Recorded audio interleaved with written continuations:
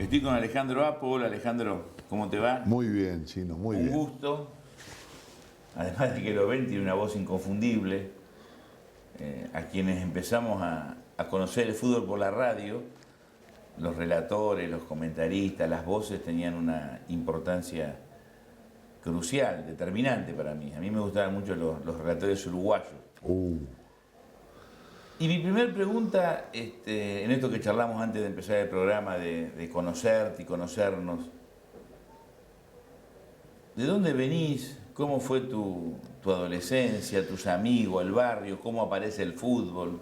El tema del fútbol siempre estuvo porque mi viejo, el verdadero Apo, digamos, porque es un seudónimo. Hay gente que cree que es mi apellido, no. Lo que pasa es que a mí me decían todo el mundo Apito, Apito, porque mi viejo fue el creador de polémica en el fútbol.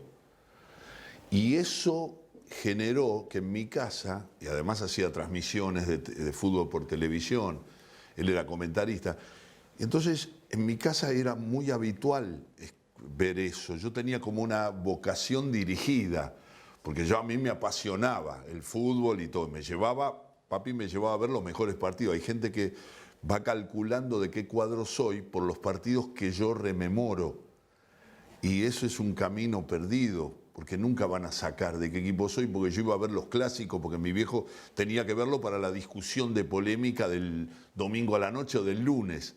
Entonces en mi casa, ahí en Urquiza, había todo un clima, venían los periodistas de la época, eran muy amigos de mi viejo, hablando de Panzeri, de Ardizone, todo ese grupo, para mí son parte de esa especie de tuco cultural que había en casa, que además, en ese caso, mi padre y mi madre fueron, y a mami se lo digo hoy, que es una mujer de 84 años, que es cuentacuentos, mamá, y mamá nos habían hecho como una especie de clima por ejemplo, buscar un cuento en el día y a la noche después leerlo en voz alta. Por eso para mí, leer cuentos en radio o en el teatro es natural, porque yo iba y decía, mirá lo que encontré de Cortázar, y leíamos después de comer, nos convidaban, nos invitaban a leer un cuento y a discutirlo entre todos. Y eso siempre se lo agradezco a mamá y a papi en el recuerdo. Papi murió hace casi 20 años. Y yo siempre me acuerdo que eso nos ha formado a todos. Ese virus cultural, de cultura popular, que le agradecemos. Mirá a mí lo que me ha servido, que yo soy un hombre que leo cuentos, que sé si sirve radialmente un cuento de Poe o de Bradbury o de Cortázar o de Borges.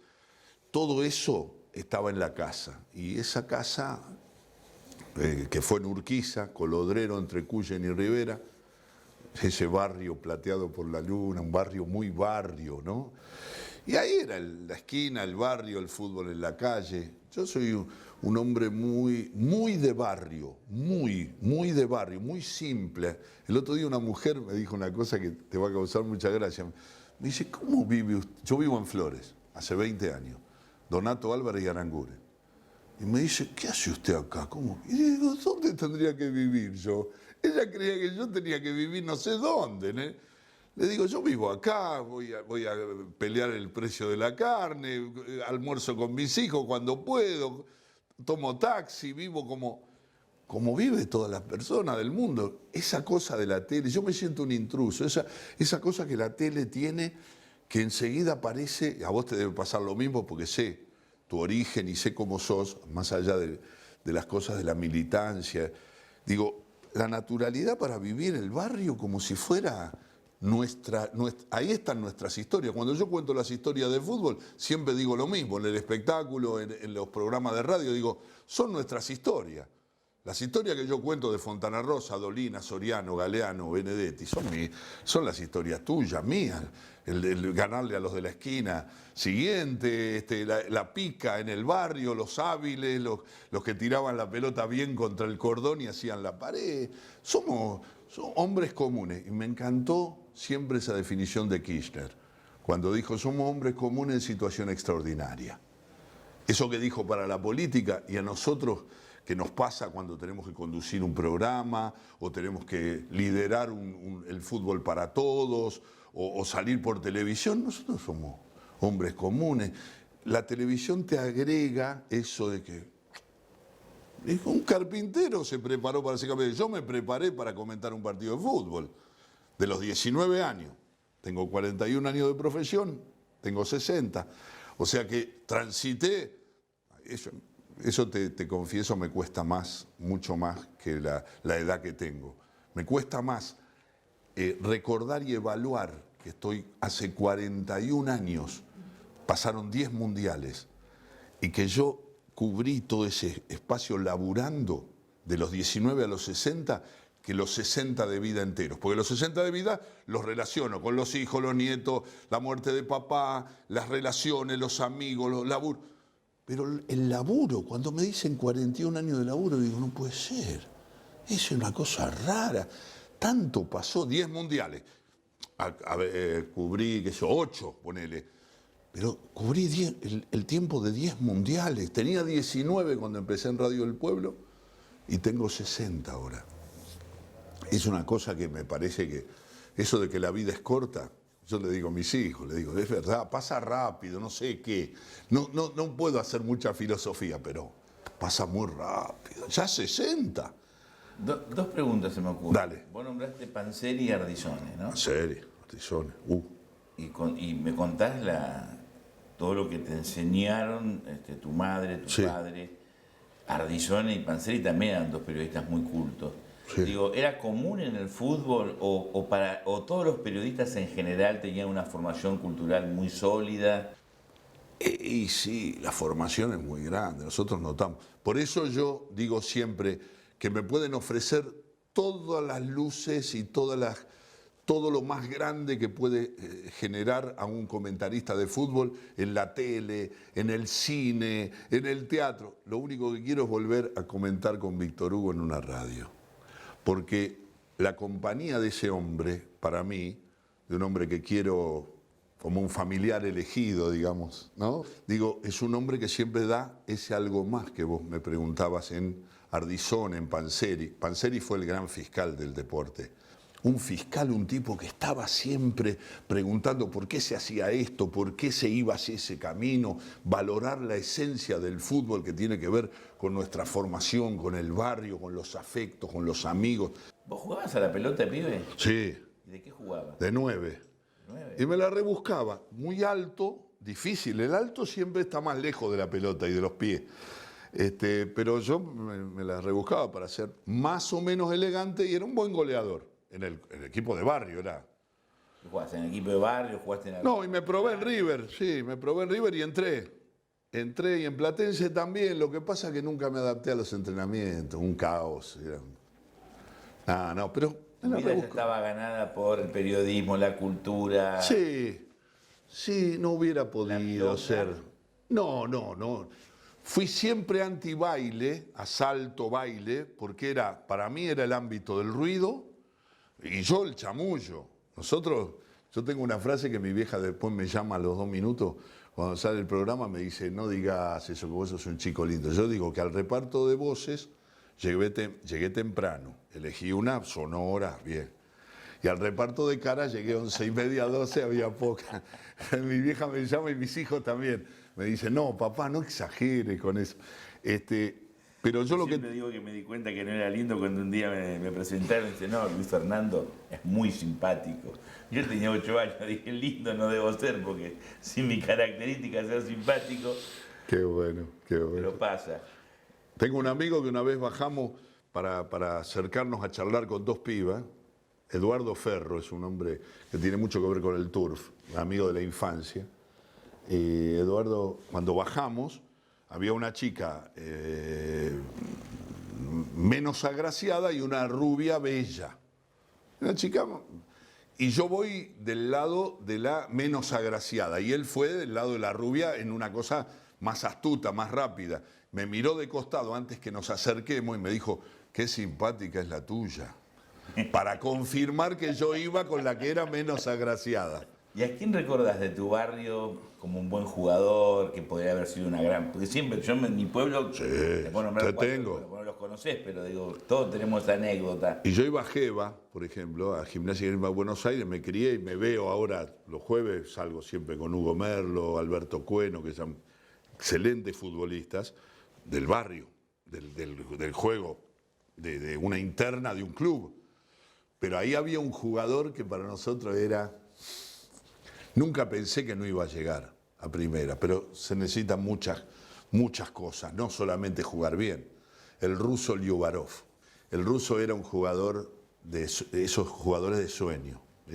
Para nosotros era... No, sí, jugaba por la izquierda, armaba o podía jugar de 11, de 10, de cualquier cosa. Un jugador de una habilidad que deslumbraba. Sí, yo recuerdo... a mí el fútbol de barrio me remite a los momentos de más placer con el fútbol. Más allá de la pasión por el cuadro. Bueno, ahí hay un tema con los comentaristas que, viste, todo el mundo me dice que, bueno, los de River dicen que soy de Boca, los de Boca que soy de River, los de Racing que soy independiente.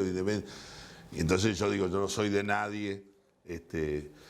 Por supuesto que soy, pero nunca lo revelo. El otro día leí un comentario. ¿Transmitiste Independiente no te hace poco? Independiente hace poco, sí. Leí, Japo no quiere Independiente. Decía un comentario en Facebook. En Facebook, sí. Y me reía. Porque bueno, a veces no, y hay mucha gente que dice que soy hincha de Independiente. ¿Quiénes deben vacunarse contra la gripe? Embarazadas, mamás antes de egresar de la maternidad, niños entre 6 y 24 meses, personas con enfermedades crónicas u obesidad, personal de salud y mayores de 65 años. Para ellos, la vacuna es gratuita en centros de salud y hospitales públicos de todo el país. Vacunate. Es bueno para vos. Es bueno para todos. 0800-222-1002.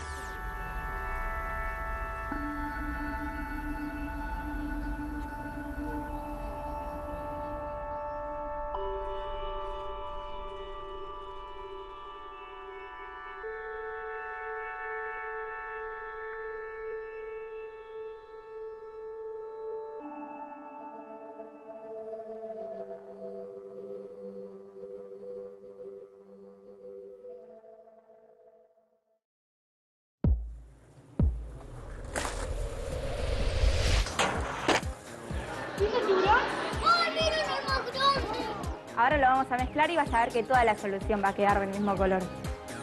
Todos agarrados.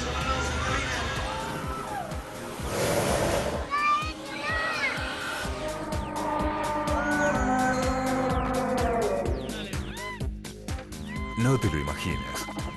Vivilo. Tecnópolis. Futuro para siempre. Abierto de miércoles a domingo, de 12 a 20 horas. Entrada libre y gratuita. ¿Cómo llegaste al periodismo? Radio del Pueblo. Radio del Pueblo, ¿Qué hacías? 1974, le llevaba un papelito con los goles a los que estaban en estudios centrales.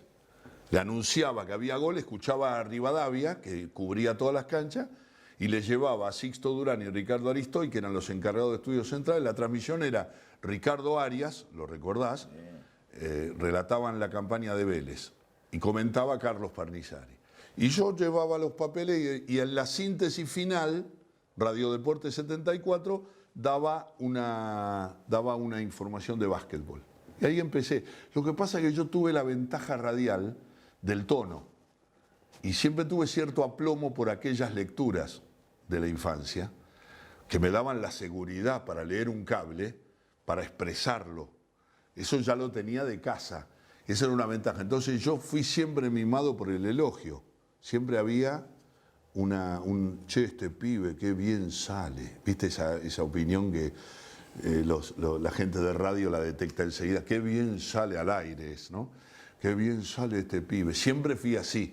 Fui andando. Por eso yo me siento mucho más cómodo siempre en radio. Siempre sueño con volver con el nene, yo le digo así a Víctor Hugo, a comentar partidos por radio. Aunque lo que hago en televisión, en Fútbol para Todos, es lo más parecido al off de la radio, porque yo presento el partido en cámara medio minuto con el relator y después vamos al partido y yo hablo en off, pero no es el mismo lenguaje.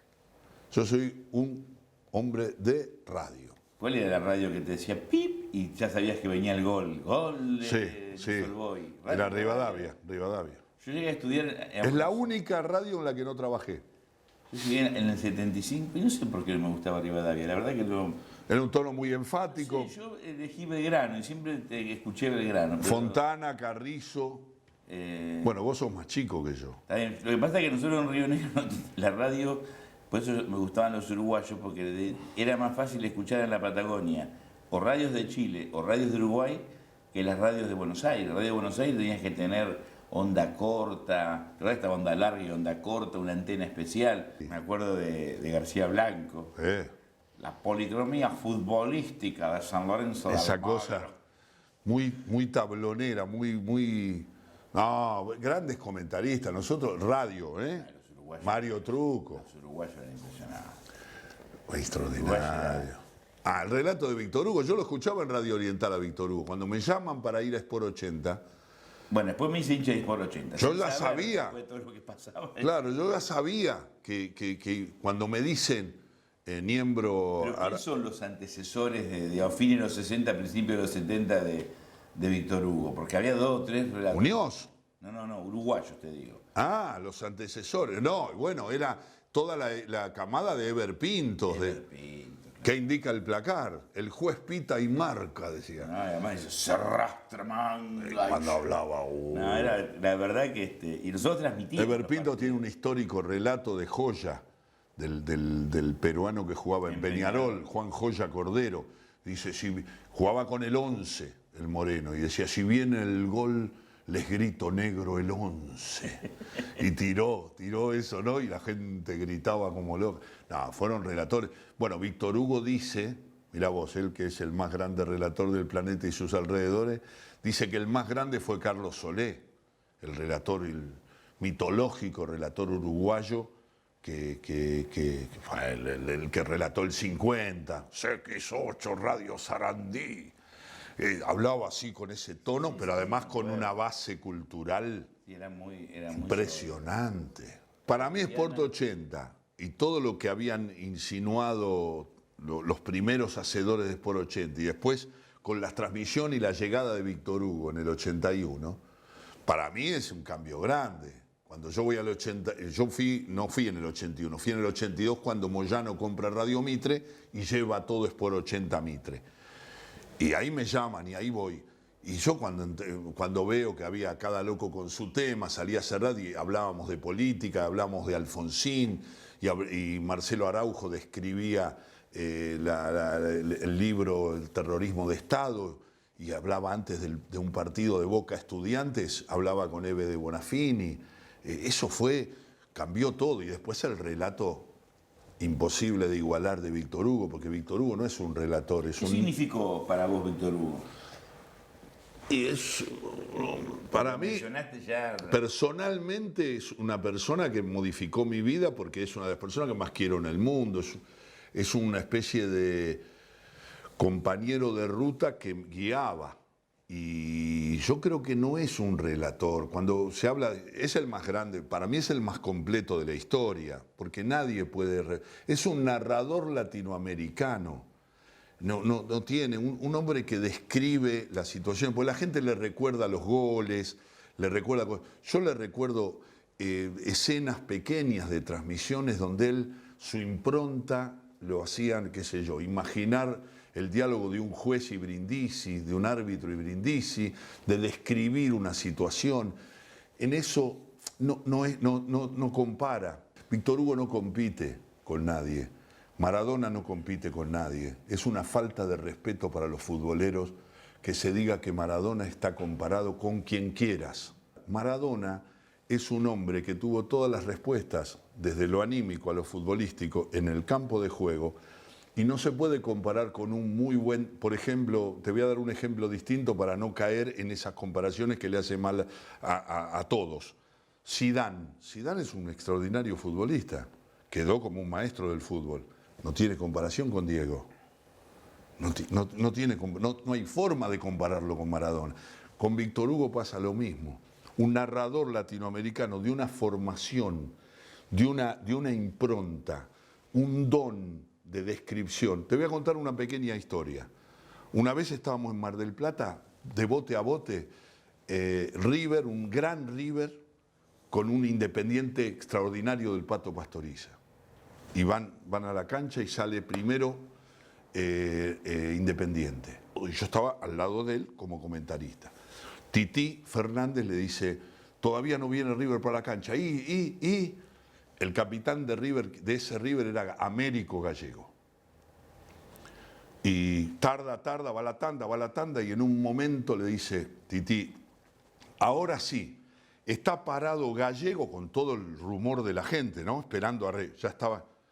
Dice, ahora sí, está parado Gallego, lidera la fila y van rumbo al campo de juego. Primero se paran en la puerta del vestuario y después arranca la fila. Dice, ahora sí, Víctor Hugo, vas a tener arriba de la cancha en 1 minuto. Y Víctor Hugo hace una pausa, deja que las voces se instalen en el aire y dice, como en el barrio, como en el pueblo, una voz del fondo que le grita, andá vos primero, Américo. Y sale Gallego y la gente. Le dije, escúchame, yo me voy, lo veo desde la platea y dejá cortina, ya no vamos a decir más nada lindo esta noche. No hables más, le digo. Esa imagen, ¿quién puede decir que la trabajó, que la estudió? Nada, sino ¿quién iba a saber que iba a tardar River? Esas descripciones, ¿cómo se logran? La autoridad microfónica, ¿cómo se logra? La lectura. Y ahí está otro de los temas grandes de las carencias que tenemos hoy. Muchos de los chicos que trabajan hoy en radio tienen una biblioteca chiquita, digamos, ¿no? Una formación que no brindó ese camino, o uno no se puso en ese camino para poder describir conclusiones. La gente no va a creer que todas las cosas que decimos o las que dice Víctor Hugo son generación espontánea. Hay dones, pero también hay una formación sólida. Yo me preparé para presentar un partido, porque eso también me preparé.